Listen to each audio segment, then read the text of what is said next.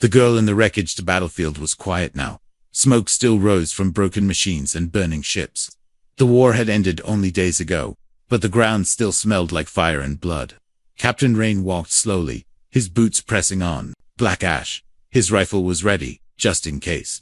He had seen enough in this war to know silence was dangerous. Rain was one of the last human soldiers still active in the field. He had been given one final task: search the fallen enemy ship and report any survivors. But this was not just any ship. This one belonged to the Aurelians, an alien species that had fought humans for years. They were intelligent, powerful, and cold-hearted. Rain reached the large broken hull of the alien ship. It was half buried in the ground, its sharp metal edges glowing faintly. Sparks jumped from wires like little lightning bolts. The air inside was thick and hot. He stepped in carefully. Inside, the ship was dark, only lit by emergency lights. Walls were cracked open. Alien symbols blinked and faded on broken panels. There was no sound, no breathing, no voices, no movement. Then he heard it. A soft, tiny cough. Rain stopped. He turned toward the sound. His eyes scanned the area, and he moved forward slowly. The sound came again. A weak, shaky breath. Rain pulled away a metal sheet, and what he saw stopped his heart. There, curled under a piece of debris, was a small girl. She looked about 6 or 7 years old. Her skin was pale, but with a slight glow, almost silver. Her eyes were big and light blue. Her hair was white blonde and messy. She was thin, dirty, and shaking, but she was alive. Rain knelt beside her. He spoke gently. "Hey, are you okay?" The girl looked up. Her eyes were full of fear but also hope. She opened her mouth, and in a quiet voice, she said words that froze Rain where he stood. "Will you be my father?" Rain's breath caught in his chest. He blinked. He had seen war, death, and even miracles. But this was something else. He looked at her again. The girl did not look fully human, but she wasn't fully alien either. What did you say?" he asked, his voice low. The girl repeated, "Will you be my father?" Her voice cracked, and her eyes filled with tears. Rain didn't know what to say. He had no children. He had no family left. But something about her voice pulled at his heart. She didn't sound like a weapon or a lab experiment. She sounded like a scared, lonely child. A sudden beeping broke the moment. Rain's scanner picked up movement outside. Enemy drones. 3 of them. Searching. They were close. He had no time to think. He picked the girl up gently. She was light to light, like she hadn't eaten in days. "Hold on," he whispered. Rain moved fast. He ran through the wreckage, dodging fallen beams and wires. The girl hid her face in his chest. She didn't cry. She didn't scream. She just held onto his armor tightly. The drones passed by the opening of the ship. Scanning. Rain stopped behind a large control panel. He waited. The buzzing sound of the drones moved past, slowly fading. They were safe. For now. Rain looked down at the girl in his arms. Her eyes were closed, and she was breathing slowly. She had fallen asleep. He whispered to himself, "What the hell is going on here?" He carried her outside the ship and back to his rover. He laid her gently on the seat and covered her with a blanket. As he drove away from the wreckage, his mind raced. Who was she? Why did she look part human? And why did she ask him to be her father? Rain didn't have answers, but he knew one thing: he couldn't leave her behind. Something told him this girl was important. Not just to him, but maybe to the future of both humans and aliens. And so, he stayed by her side. Rain drove the rover through the broken landscape. The girl slept beside him, her small body wrapped in a thermal blanket. She hadn't said another word since she asked him that one question. "Will you be my father?" Those words still echoed in his mind. The war was over, but his mission wasn't. He needed answers. He couldn't take her to any human base command. Would never allow it. They'd take her away and test her like a lab rat. Rain had seen what they did. 2 things they didn't understand. He needed a safe place. There was one, a hidden medical outpost, shut down before the war began. It was run by an old AI system called Med-9, built to study alien biology. If anyone or anything could explain what this girl was, it was Med-9. Hours later, Rain reached the outpost, a metal dome buried under rocks, almost invisible. He keyed in the old passcode. The door slid open with a rusty hiss. Inside, the lights flickered on. Dust floated in the air, like old memories. He carried the girl in, laid her gently on a scan bed, and activated the AI. A blue light appeared. System rebooted. Welcome back, Captain Rain. Please confirm identity. Captain Rain, ID 471. Identity confirmed. How may I assist? Rain pointed to the girl. I need a full bioscan, she's different. The machine hummed to life. Lights moved over the girl's body, scanning every cell. Her eyes opened for a moment, but then closed again. She was too weak to speak. Minutes passed. Then the AI spoke again. Scan complete. Subject is female. Age estimate, 6.5 years. Species classification. Hybrid. Rain leaned in. Hybrid, human and species mixture. 63% human DNA, 37% Aurelian DNA. Rain's stomach dropped. A hybrid? That was impossible. No one had ever seen a living human Aurelian crossbreed. He asked quietly, is she natural born? Negative. Subject was genetically engineered, likely created in a lab environment. He took a step back. Additional note, human DNA source is partially matched. With you, Captain Rain. Rain froze. What? Sequence match, 61.2%. It suggests subject's human DNA was cloned from your genetic material. He stared at the girl, shocked. She's made from me. Affirmative. Rain couldn't believe it. He remembered being captured by Aurelians years ago. He was a prisoner for 3 months. They took blood samples, ran tests. He never knew why, now he did. They used him to create her. He looked at the sleeping girl. Her breathing was soft. Her hands were small. She looked peaceful, like she belonged in a normal home. A child, not a weapon, not a science project. He whispered, who would do this? The girl stirred, her eyes opened. She looked up at him. You came back, she said softly. I said I would, he replied. She looked around the strange room. Is this home? Not. Really? Rain said, kneeling next to her. But it's safe. She reached for his hand. I had a mummy. She made me. She said you were far away. Rain felt a lump in his throat. Your mummy. Was she Aurelian? The girl nodded slowly. She was kind. She said I was made for peace. She told me I could end the war, but bad men came. They took her away.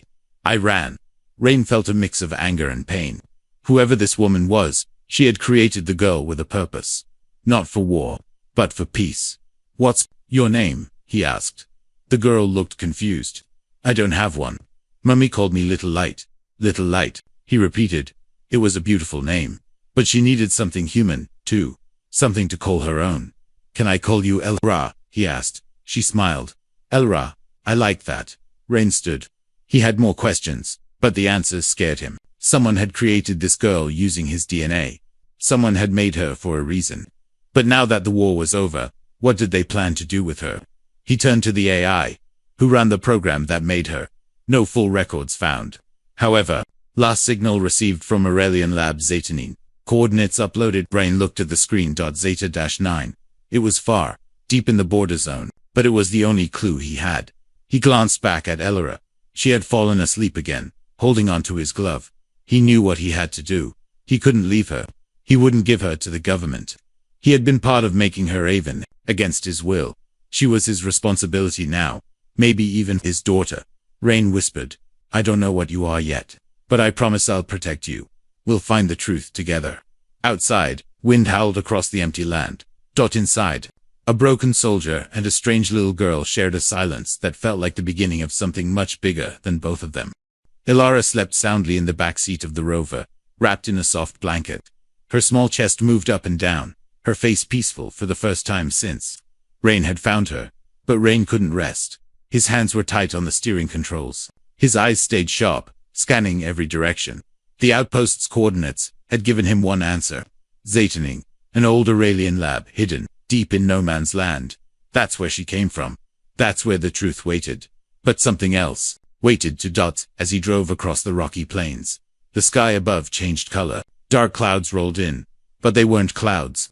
They were drones, silent, black, fast, military grade, not Aurelian, not fully human either. Rain cursed under his breath. They had found them. He pressed a switch on the rover's console. The engine shifted into silent mode, and the lights dimmed. He pulled into a dry cave, just in time. The drones passed overhead, scanning the ground below with red light.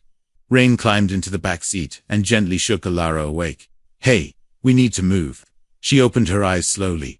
Are they coming? He nodded. Yes. She sat up without complaint. She had seen enough already to know what danger looked like. Rain grabbed a small pack, pulled a dark gray cloak over her shoulders, and handed her a small scanner device. "If we get separated," he said, "press the green button. I'll find you." She nodded bravely. "Okay, Daddy." Rain hesitated. Every time she called him that, something changed in his chest, like a door opening that had been locked for years. They moved deeper into the cave. There was a hidden tunnel, system below, built during the war for escaping officers. Rain knew the paths well. He had used them once to survive. Now, he would use them to protect someone else. As they walked, Elara looked around. "This place feels old," she said. "It is," Rain replied. "It was made before you were born." She stopped. "Was I born, or made?" Rain turned slowly to her. He crouched down. "You were made. But that doesn't mean you're not real. You feel, you dream, you laugh, and you cry. That's more real than most people I've met." She smiled a little. "That's what Mummy said too." Rain placed a hand on her shoulder. She was right. Suddenly, a sound echoed behind them, a soft metallic clicking, then another. Rain stood quickly. "Run." They ran down the tunnel, boots hitting old metal floors. Behind them, red lights, appeared four-legged hunter drones. Their heads scanned back and forth, sniffing heat and energy. These were trackers machines, built to hunt living targets. Rain pulled out his rifle. "Keep going, Elara. Don't stop." He turned and fired. One shot one drone down, but the others kept coming, fast and quiet. Elara ran ahead, panting, small feet almost slipping on the floor. She reached a split in the tunnel. She stopped, left or right. She looked back. Rain was fighting the drones, yelling for her to go. She chose right. Rain fired again. Sparks flew. The last drone lunged. He ducked and smashed it with the rifles, but it twitched, then went still. He ran. "Elara." He called. No answer. "Green button." He shouted. A beep came from his scanner. Signal detected. She had pressed the button. He followed the signal, turning corner after corner. Heart pounding. He found her sitting in a small room, hugging her knees. "I didn't know which way," she whispered. Rain knelt, breathing hard. "You chose right. You're safe." She looked at him. "Are they gone?" "For now." She stood and reached up to take his hand. "Don't let go next time." "I won't," he promised. They exited the tunnels through a hidden hatch. Outside, the wind was rising. Sand blew across the plains like smoke. Rain looked up. "The drones. We're returning. We need shelter. Fast." He scanned the area. 1 mile south, a broken communication tower still had a power core. They ran. At the tower, Rain activated the emergency shield. A blue dome flickered on, hiding their heat signal. They were invisible. Inside, Elara curled up beside a broken terminal. Rain sat beside her. "Who were they?" she asked. "Hunters. Not from Earth. Not from Aurelian Command. Someone else." She frowned. "They want to take me." He nodded. "Yes. Because of what I am." "Yes." She looked away. "Maybe I'm dangerous." Rain touched her shoulder. "Or maybe you're powerful. There's a difference." She looked up at him. "You believe that?" "I have to." She lay down again. "Will they keep coming?" "Yes." "Will you keep fighting?" Rain looked at her small, tired face. "Every time," he said. The wind howled outside, but inside the shield, it was calm. Rain stared out at the dark sky. He knew the truth was close, but so were the people who wanted to bury it. He had one mission now: protect the girl, or die trying. The desert stretched endlessly, orange dust dancing under a pale sky. Rain and Elara stood before a steep canyon wall, where no wind touched the ground and no bird dared fly. This was the place. Zeta-9. The hidden Aurelian research lab. Rayn found the entry point buried behind loose stone. The scanner beeped softly. The rocks were fake camouflage. He pressed his hand against a metal panel. It hissed, and a doorway opened with a dry breath of cold air. They stepped inside. It was dark, silent, old. The door shut behind them. Rain activated his torch. The beam moved across empty walls, broken monitors, and old wires dangling like vines. The air smelled of dust and power that once lived here. Elara walked close beside him. She didn't speak. Her wide eyes scanned everything like memories were waking up inside her mind. "Does this place look familiar?" Rain asked softly. "I think I was here," she whispered, "but I was small." "You're still small." She gave a tiny smile, then turned serious again. "Mummy was here too." Rain's jaw tightened. The mystery of the woman who made Elara Aurelian scientist, still haunted him. She had taken his DNA, mixed it with hers, and created a child that could bridge two species. They passed a shattered glass tube. Cracks covered it, like spiderwebs. Inside were faded straps and dried wires. Ilara stopped. That's where I woke up. The first time. Rain's hand curled into a fist. They kept you in that. I didn't know it was wrong. Not then, Rain whispered. It was. They walked deeper into the lab. The halls narrowed. Lights flickered on automatically, motion sensors still alive after all these years. A door at the end lit up. Primary memory room. Genetic research unit. Rain stepped forward. The door slid open. Inside. Holograms blinked awake. Screens flashed. One voice spoke from the darkness. Welcome, Subject 7. Ilara froze. Rain aimed his rifle toward the voice. Show yourself. A soft blue figure appeared, an Aurelian woman in a lab coat, made of light and memory. Her face was calm. Her skin shimmered faintly, and her eyes looked just like Ilara's. If you are seeing this, I am gone, the hologram said. I am Dr. Valeri, creator of Project Ilara. Ilara stepped forward. That's her. That's my mummy. Rain lowered his weapon slowly. The hologram continued. Ilara, you were not made to fight. You were made to end the war. With your father's strength and my mind, you are the bridge. Rain's eyes narrowed. She called me her father. The hologram nodded. Captain Rain, you were chosen because you showed mercy when captured. You refused to kill wounded enemies. You protected even when broken. That made you human and worthy. Rain felt a strange ache in his chest. No one had called him worthy in years. The hologram continued. They feared what you might become. Ilara, not a weapon but a voice. You carry code within your DNA. Messages in both human and Aurelian languages. You can activate systems, shut down weapons, speak to machines built by both sides. You are not just a child. You are the key. Ilara's voice was quiet. Why didn't they let me choose? Because war does not wait for permission. The hologram flickered, then looked directly at Rain. Protect her. Teach her not just how to survive, but how to live. Then the image disappeared. Silence returned. Rain turned to Ilara. Her face was pale, her eyes wet. I was made for a job, she whispered. No, Rain said. You were made by a mother who wanted peace. And you were made from someone who chose mercy. Ilara sat on the floor. But I didn't ask for this. I just wanted to be a girl. You still are, he said gently. Suddenly. Alarms began to scream. Red lights flashed in the corners. A robotic voice shouted in both languages. Unauthorized access. Intruder detected. Evacuation protocol active. Rain jumped to his feet. We're not alone. He pulled Ilara up. The lab began to shake. Floors rumbled. Something was waking up defense systems, or worse. They ran. Back through the hall. Past the glass tube. Past the broken wires. Metal doors slammed shut behind them. At the entrance, Rain turned and fired his rifle at the ceiling. A chunk of rock fell, jamming the final door open. They leaped out into the canyon, just before it sealed completely. The earth behind them exploded in fire and smoke. Rain and Ilara rolled onto the sand. Coughing, she looked up at him. Did you hear what she said? I heard everything. I'm a key, Ilara whispered. But I don't want to unlock war. Rain placed his hand over hers. Then you'll unlock something else. Hope. She smiled faintly. Behind them, the canyon burned.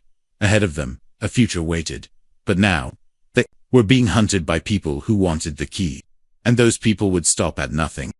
The trap was perfect. He didn't see it until it was too late. The man had just crossed the broken ravine with the girl asleep on his back. The forest had been quiet. No drones. No scouts. Just birds and wind.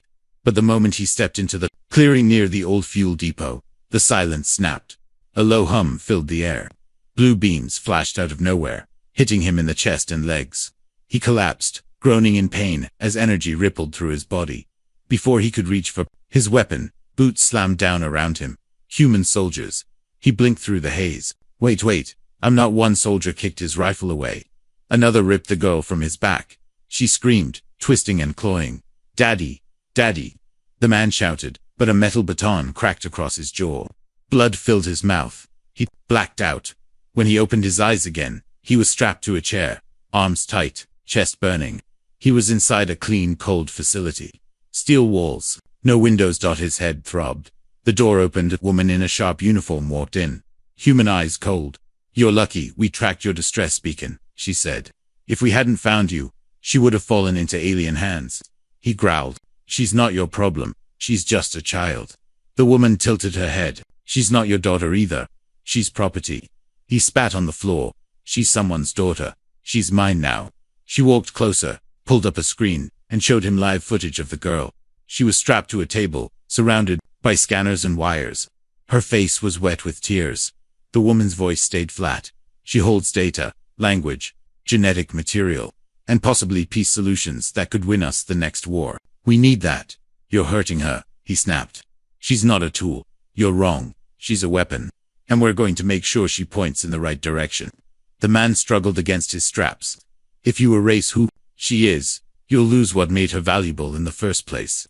The woman didn't answer. She turned and left. Hours passed. He didn't sleep. He didn't eat. He waited. And while the guards laughed outside, he listened. He remembered this space. Years ago, he had trained here. And that meant he knew the layout. When the lights flickered during a power test, he yanked hard. The old straps cracked. One wrist came free. Then the other. He dropped to the floor, knees shaking, but his mind clear. He moved fast, keeping 2 shadows. He took out 2 guards silently, stole a keycard, found a hidden stash of gear in a locked wall panel, an old battlesuit, damaged but working. He armed himself and followed the sound of the girl's cries. In the main lab, she was strapped to a scanning machine. Needles hovered above her head. She was whimpering, calling out, "Daddy." The scientist in the room leaned closer to a console. Then the door exploded. Smoke filled the lab. A flash of blue lit the air. The man stormed in, firing stun bolts and shoving the scientist aside. He tore the straps from the girl's wrists and held her close. "I'm here," he whispered. "I'm here." She buried her face in his chest. Guards burst into the lab. He turned and fired short, clean blasts. They dropped one by one. He grabbed her hand. "We have to move now." They ran through halls as alarms rang. Gunfire echoed behind them. Lights flashed red. The girl stumbled. He scooped her up, holding her tight, dodging fire. They reached the old launch tunnel. An escape pod was still, docked, ancient, but it blinked green. He slammed the button. The pod door opened. Before stepping in, he turned. The woman from earlier stood at the far end of the hall, aiming a rifle. "You can't run forever," she shouted. He shielded the girl with his body. "I don't need forever. I just need today." The door closed. The pod launched into the dark sky, vanishing into the clouds. Inside the pod, the girl leaned against him, breathing slowly. "You came," she whispered. He nodded, holding her close. "I told them you'd come." He didn't answer. He couldn't. His throat burned with too many feelings. She looked up. "Are you mad at me?" He shook his head. "Never." She smiled faintly. "They said you'd leave me behind. I never will." Her eyelids fluttered shut. He kissed her forehead. Outside, stars lit the black sky, but danger still chased them. War still raged below. And now, both sides wanted them gone. But in that quiet moment, as the stars drifted past the small window, they were just a father and a daughter. Together the desert wind stung his face. As the old battle masks sealed tight, the man stood alone outside a hidden weapons vault buried under the rocks. He had come here once during the war when everything still made sense. But now, things were different. Now, it was not about orders, not about nations. It was about one small girl, and they had taken her again. The escape pod had barely lasted a day. A tracker, hidden in her skin, led them straight to their shelter. Drones came first, then soldiers. The man had fought hard, but was outnumbered. They hit him with stun rounds. She was crying when they dragged her off. He remembered her voice. "Daddy, please, don't let them take me." Now he stood in front of a rusted control panel.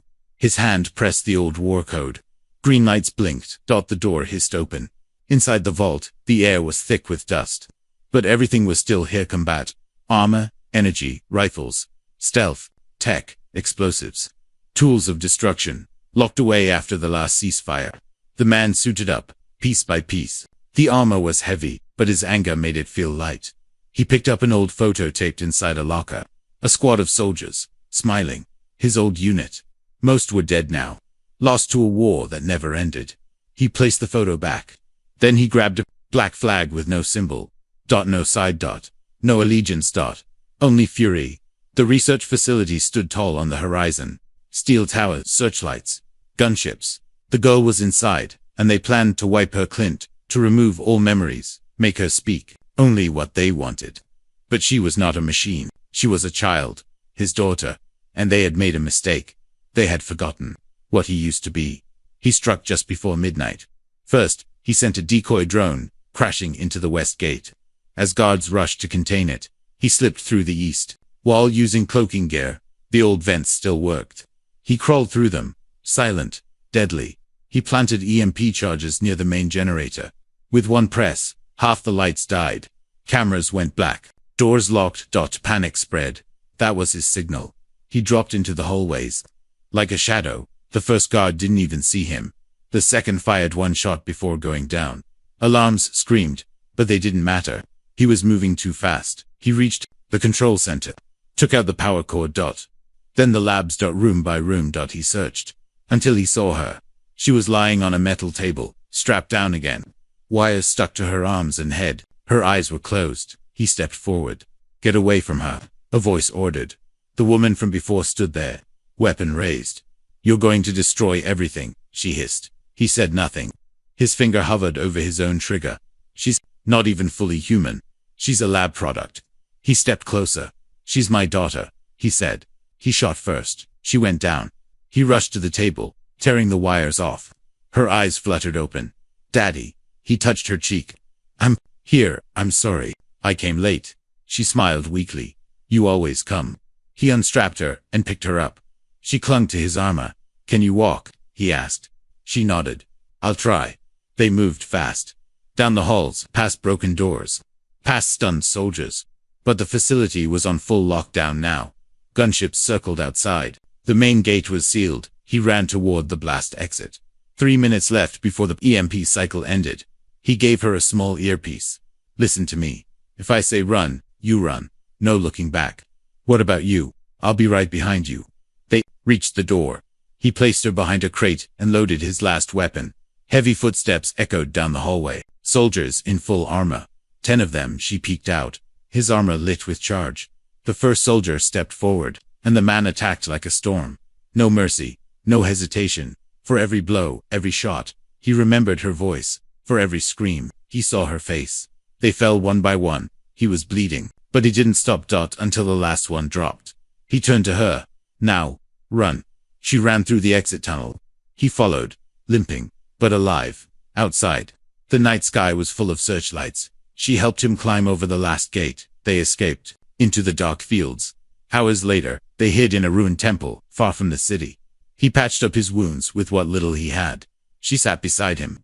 Quiet. You got hurt, she said. It's all right, he replied. I don't want to lose. You, she whispered. You won't. She looked at him with tired eyes. They still want me, don't they? He nodded. Both sides, she frowned. What if I don't want to be their weapon? What if I just want to be me? He reached over and held her hand. Then that's who you'll be. A small tear rolled down her cheek. She looked up at the broken sky. Maybe I can talk to them. Maybe I can stop this war. He looked at her, his voice soft. If you do, I'll be right there, no matter what. She rested, her head against his chest. And for the first time in days, she closed her eyes without fear. The sky above them was no longer quiet. Across the horizon, ships moved like silver birds, circling the remains of the ruined temple. The girl stood on a ledge at the highest point, wind lifting her hair. Her small hands gripped the edge of the old alien structure. Her eyes scanned the clouds. They're coming, she said. The man stood behind her, wrapping a cloth around his wounded arm. Both sides. She nodded. Human warships from the south. Alien cruisers from the stars. He looked up at her. We don't have much time. She turned, her face calm. I'm ready. He walked to the center of the temple where ancient technology still hummed faintly under the stones. The girl placed her hand on a circular pad. A light shimmered. The ground shook gently. Then a voice spoke. Broadcast node. Active. Input message. He stepped back. This is your moment. She swallowed hard, standing in the center of the glowing circle. Her heart was pounding, but her voice was steady. I'm not a weapon, she said. The AI translated her words into hundreds of languages. I'm not a mistake. I'm not a secret. I'm a child. And I was made by both of you, human and alien. Above the temple, a wide beam of light stretched into the sky. Satellites picked up the message. Transmitters on both planets locked in. I was created by people who were tired of hate. People who wanted to build something better. She looked directly into the bright sensor core. My mother was an alien scientist who gave up everything to protect me. My father is a human soldier who chose to love instead of follow orders. The man felt his throat tighten. He came for me. Again and again. When others saw me as a tool, he saw me as a daughter. She raised her voice. Right now, your armies are flying here to destroy each other. But I want you to listen. There was a pause. I forgive you. The man stared, stunned. I forgive both sides for what you did to me. For what you did to each other. But if you fight again, if you destroy more lives, then I won't forgive again. She stepped forward. Choose peace, or lose the only thing that was ever made to save you. The AI repeated her message in waves across every major channel, every screen, every speaker. The girl took a deep breath. This is not a threat, it's a chance. Then she stepped away from the circle. The sky remained full of ships, but none fired, no blasts came. The man wrapped an arm around her shoulders. You did it, he said quietly. Did they hear me? She asked. They did. 20 minutes later, the first ship landed. Not human, not alien, but both a joint vessel. Two figures stepped out, one in a sleek human officer uniform, the other wearing alien armor with glowing patterns. They approached, slowly, hands raised. We received her broadcast, the officer said. The war councils. They're talking. The alien commander stepped forward. We want her safe. No more testing. No more labs. The man's voice was firm. She stays with me. They nodded. Double quotes, no one will take her again, the officer said. The girl stepped toward them. If I help you talk, will you stop hurting people? The alien bowed his head. That's the hope. She looked back at her father. He nodded. You choose. I follow. She took a deep breath. Then I want peace, not power, not control. I just want to grow up, like other kids. The officer smiled. Then let's make sure you can. 2 weeks later, the war stopped. Not because everyone agreed, but because one little girl reminded them of what they had forgotten. She lived in a quiet green valley now, with a man in a rebuilt cabin. Soldiers didn't come anymore. News drones flew over sometimes, but they always left when asked start at night. She sat on the porch with her feet in his lap. Do you ever think about the lab? She asked one evening. He nodded. Sometimes.